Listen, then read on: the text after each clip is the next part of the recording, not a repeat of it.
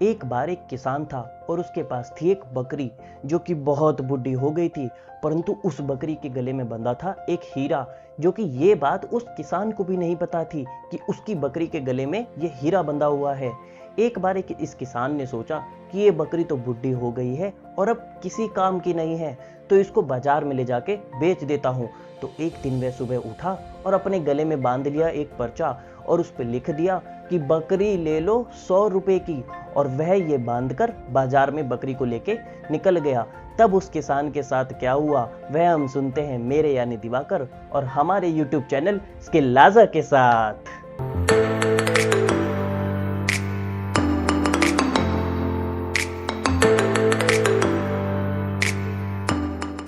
जैसे ही वह किसान उस बकरी को बेचने के लिए अपने घर से निकला, बहुत देर घूमने के बाद उसे कोई भी बकरी खरीदने वाला नहीं मिला। वह बहुत थक गया, दोपहर भी हो गई थी। उसने सोचा क्यों ना थोड़ी देर आराम किया जाए और वह एक पेड़ के नीचे जाके बैठ गया और आराम करने लगा। तभी वहां से एक सेठ जी जा रहे थे। सेठ जी ने देखा कि यह किसान ये बकरी बेच रहा है, कितना गधा है ये, इस बकरी के गले में तो हीरा बंधा हुआ है।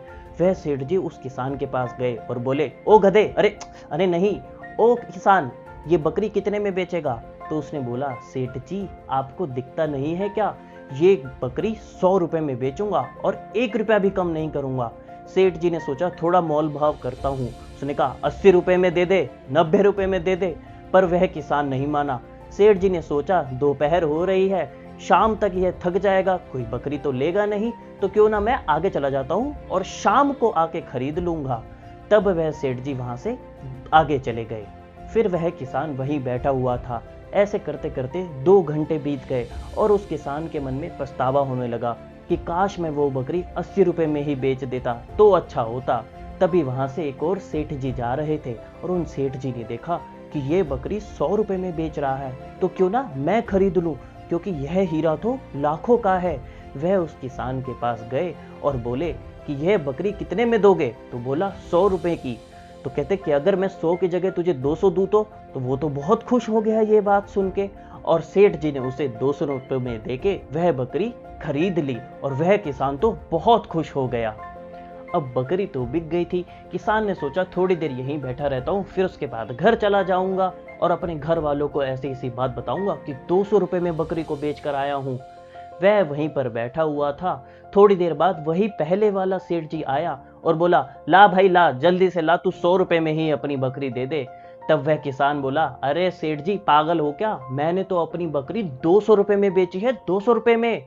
तब वह सेठ जी बोले, अरे ओ गधे, वह बकरी 100 रुपए की नहीं, 200 रुपए की नहीं, लाखों की थी।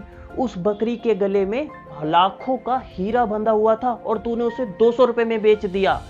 फिर वह किसान बहुत पछताने लगा। फिर किसान बोला, अरे सेठ जी मुझे तो उस पता नहीं था कि उस बकरी के गले में हीरा बंधा है और उसकी इतनी कीमत है।